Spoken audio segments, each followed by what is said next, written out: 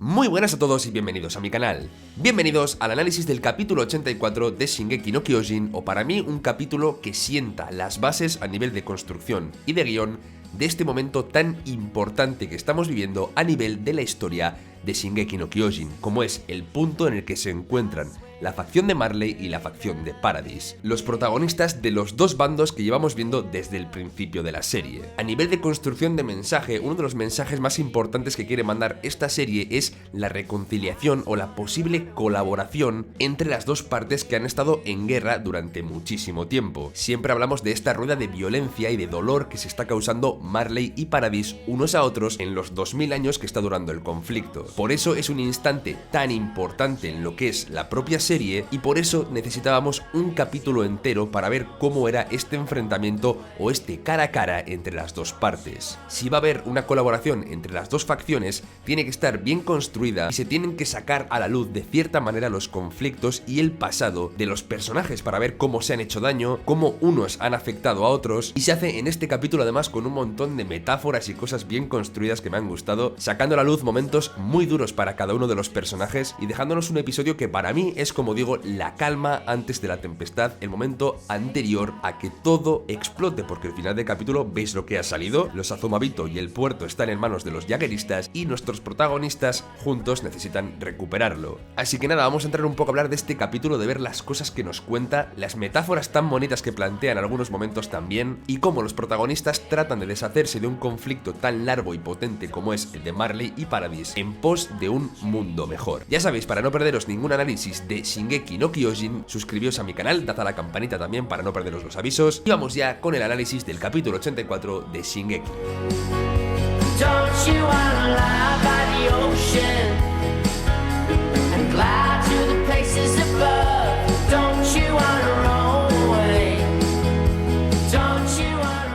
El capítulo arranca mostrándonos una escena que nos faltaba en el episodio anterior, es decir, en el capítulo anterior vimos cómo Jean formaba parte del plan de Hange, pero nos faltaba el instante en el que Hange había conectado con su personaje, y aquí lo vemos a un Jean realmente atormentado en la noche en la que no pudo dormir, esta noche que vimos también en el capítulo anterior, y aquí tenemos una conversación entre Hange, Mikasa y Jean. De lo que sí nos damos cuenta realmente es de la importancia de Hange para unir al grupo y para hacerlo caminar en una dirección junto con la gente de Marley. Hange entiende perfectamente que para derrotar a Eren se necesita el poder de los 9 titanes, o al menos el máximo poder posible, y por eso quiere reunir este grupo tan particular de aliados. Aquí Mikasa entiende cuál es la situación, sabe al igual que Hange que el plan de Eren de destruir la humanidad es algo totalmente desproporcionado, y por eso se muestra tan dispuesta ella también a detener a Eren a pesar del vínculo tan importante que les une. Pero esto, bueno, se trata un poquito más adelante y va a ser importante porque la idea es hasta qué punto o hasta dónde está dispuesta de llegar para frenarlo. Y aquí Jean hace algo que ya había hecho en la serie, como es hacer un poco de abogado del diablo y dar otra perspectiva a la situación, es decir, puede limpiarse las manos, puede tener ese puesto en la policía militar, puede tener una vida que le encantaría, aunque en esa visión que tiene parece que está teniendo hijos con Mikasa. Recordad que Mikasa era alguien que le encantaba al principio de la historia, pero que Mikasa no le dio bola porque estaba enamorada o pillada por Eren, entonces tiene esa visión, ¿no? Ese futuro en el que él se ve viviendo tranquilo, y eso lo puede conseguir si se queda en Paradis y no se involucra con lo que está sucediendo. Entonces él plantea eso: ¿por qué no pueden por una vez el pueblo de Paradis ser egoísta, dejar que suceda lo que Eren está haciendo y ellos vivir su vida tranquilamente en la isla? Un dilema que después vimos cómo se solucionaba en el capítulo anterior, diciéndonos que nunca se lo perdonaría si realmente no hubiera hecho nada. Pero está guay porque da como el otro punto de vista, ¿no? El punto de vista un poco más egoísta, limpiándose las manos, y el que entre comillas sería el camino fácil, pero ya veis que es un camino que abandona. A nivel de construcción, el instante en el que se ensalza el cuerpo de exploración o la legión de exploración es súper bonito, como aparece ahí la gente que ha muerto luchando por la paz de alguna manera, y que permitir que ocurra lo de Eren sería traicionar a la paz que la legión buscaba. Es un instante realmente emotivo y que a mí sí me ha llegado bastante, y aquí es cuando Jean se reafirma y dice que él es parte de esta legión y que no va a dejar a esa gente atrás, y es quizá el momento exacto en el que toma la decisión cuyas consecuencias vimos en el capítulo siguiente. Por cierto, en este episodio no ha habido un opening como tal, yo intuyo que era porque necesitaban todos los minutos del capítulo para desarrollar bien la conversación tan clave que hemos visto, y así accedemos a ella, llegamos al instante en el que ya comienzan a hablar y empiezan a surgir las rencillas y los problemas del pasado que tiene cada personaje y que aún no ha sido capaz de limar a pesar de tener a su enemigo entre comillas delante. Con el Capitán Magath ya se plantea la pregunta clave que quizá nunca tenga respuesta, como es ¿quién comenzó realmente este conflicto? No, fuisteis vosotros porque atacasteis primero, no, pero vuestra respuesta fue aquí peor, no, pero yo no viví aquello. Entonces siempre hay esa sensación de buscar un culpable, pero la única respuesta es que no se sabe, pero la única respuesta es que da igual quién comenzase, porque la rueda de violencia está girando. Primero ha sido Paradis, después Marley, luego otra vez Paradis, y ahora es Eren quien está devolviendo el golpe a Marley de una forma desproporcionada. Y es interesante porque la moraleja es que quizá no hay que remontarse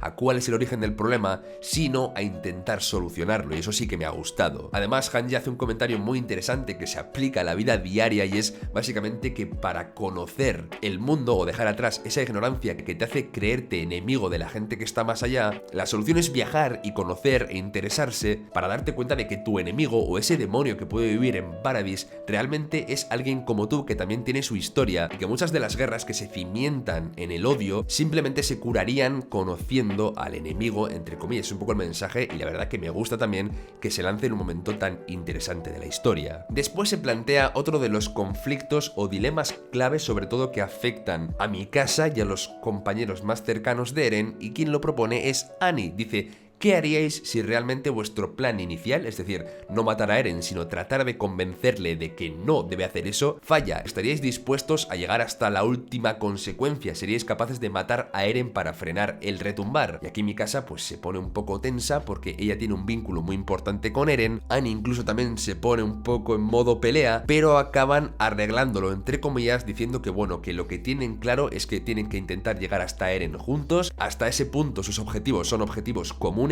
y deben colaborar sí o sí, y después ya se verá qué hacer en caso de que Eren no esté receptivo y quiera seguir adelante con su plan, a pesar de que sus amigos hayan tratado de convencerle de que no es la solución. Momentos de tensión bastante interesantes, y después pasamos a la secuencia de Yelena, en la cual descubrimos que se montó básicamente una película. Ella ni siquiera era elviana, era de Marley, se juntó con Zeke, y aquí tramaron ese plan en la que se montó básicamente una vida falsa, únicamente por ambición, por querer salvar a Paradis o al pueblo eldiano junto a Zeke. O sea, una especie de delirio del personaje que para mí lo convierte en incluso aún más oscuro y raro de lo que ya era. Pero claro, aquí Yelena, ante estas acusaciones, ante estos comentarios tan graves sobre la verdad de lo que ha hecho, lo único que se le ocurre es empezar a repartir para todo el mundo y empezar a contar todo lo malo que ha hecho cada uno. Los ataques a las murallas de Reiner, la explosión que Armin causó con el titán colosal en Liberio, toda la gente que mataron en Liberio, incluso sus compañeros, las personas que mató Annie. Bueno, así hace un repaso de todos los personajes, incluida Gabi, que mató a Sasha. Y claro, sacan a colación el último personaje, un personaje importante como es Marco, a quien tanto Reiner como Annie mataron quitándole el equipo tridimensional, de forma que murió devorado por un titán. Vuelve a salir a la luz la parte más autodestructiva o la parte más suicida de Reiner por culpa de la culpa de todo lo que ha cometido. Es un personaje que no se perdona a sí mismo por todo lo que ha hecho, y lo de Marco es otra de las cosas más por las que está atormentado. Sobre Marco, dos cosas importantes. Por un lado, se habla de cuáles fueron sus últimas palabras, que fue algo así como tenemos que hablar, de manera que se utiliza este comentario final de Marco, el hecho de que haga una referencia al diálogo, a hablar, como una posible solución. Es lo que comenta Hanji, que aquí están los enemigos, quienes supuestamente deben ser enemigos, hablando en una última cena antes de decir colaborar, con lo cual es guay que justo se inventa un personaje que hace una referencia a que el diálogo es la solución. Pero claro, también es entendible la reacción violenta en este caso de Jean al hablar tanto de su amigo, de cómo murió, y cuando Reiner sigue hablando un poco de él, hurgando quizá en una herida que todavía no esté cerrada. Aquí Jean literalmente revienta a puñetazos a Reiner. Si os fijáis, Reiner ni se defiende porque siente que se merece, ¿no?, todo eso malo que le pueda pasar porque no está en paz con su pasado. Vuelven las tendencias autodestructivas de Reiner porque se odia muchísimo a sí mismo. Y aquí sí que quiero hablar de un par de metáforas muy interesantes que han ocurrido durante el capítulo. Una de ellas es como mientras están hablando Magath y Jean al principio de la conversación, el estofado va poco a poco cogiendo calor hasta que empieza a hervir. Es una metáfora de lo que la conversación está siendo, una conversación que se está calentando poco a poco hasta el punto en el que hemos llegado a que Jean le parta la cara a Reiner. Una metáfora muy guay, la verdad. Y otra de ellas ha sido el momento en el que Jean, intentando pegar a Reiner, golpea a Gabi. Este es el resumen de lo que la serie nos está queriendo decir. Es un problema que tienen Reiner y Jean, personajes de una generación superior a la de Gabi y Falco, por ejemplo, pero en este conflicto sin querer poder golpean a la generación más joven. Gabi y Falco también se ven afectados por un conflicto que no empezaron. Y aquí viene también el valor del personaje de Gabi, que estando metida en este conflicto, en esta patada simbólica de Jean, es la que ha decidido, uno de los primeros personajes que ha decidido escapar e intentar buscar una solución diferente, entender el significado de la rueda de violencia y querer pararla. Por eso dio valor a su personaje y por eso simboliza tanto en la serie sobre cuál puede ser una de las respuestas para frenar este tipo de círculos de violencia. De hecho, no es casualidad que sean ella y Falco, las generaciones nuevas, quienes por favor le pidan a Jean y a sus compañeros que les ayuden. Siempre se suele decir que la esperanza está en los niños, en las próximas generaciones, y que ellos son los únicos capaces realmente de ver el mundo de una forma nueva y de llegar a soluciones que quizá las generaciones anteriores no hayan sido capaces. Así que ya veis, un acto sencillo como es el ataque de Jean a Reiner pegando accidentalmente a Gabi, pero que para mí simboliza mucho y tiene mucho peso sobre el mensaje que la serie quiere mandar. Y nada, después de esto Jean se retira solo a pensar, otra vez atormentado un poco por todo lo que ha ocurrido, pero cuando amanece, toda esta conversación tensa que han tenido, estos trapos sucios que han aireado, que han terminado en Gabi y en Falco pidiéndoles por favor que colaboren, ha hecho que el grupo se haya unido, a pesar de sus diferencias, para ir a por un objetivo común, ir a por Eren, al menos para intentar frenarlo utilizando el diálogo y convenciendo de que matar a toda la humanidad quizá no sea la solución. Pero claro, como he comentado antes, aquí están los barcos y los Azumabito que están bajo secuestro, podemos decir, de Floch y los Jaegeristas, con lo cual se vienen cositas, como se dice. Además, los Jaegeristas tienen municiones antititanes, con lo cual en el episodio siguiente se retoma la acción. Así que nada, ya sabéis, suscribíos para no perderos más análisis de Shingeki no Kyojin, la campanita nunca viene mal por si se os pasa el episodio, el like tampoco, que ayuda al vídeo y se posiciona mucho mejor y así yo puedo cenar a fin de mes, y nos vemos dentro de poco por el canal. Hasta pronto.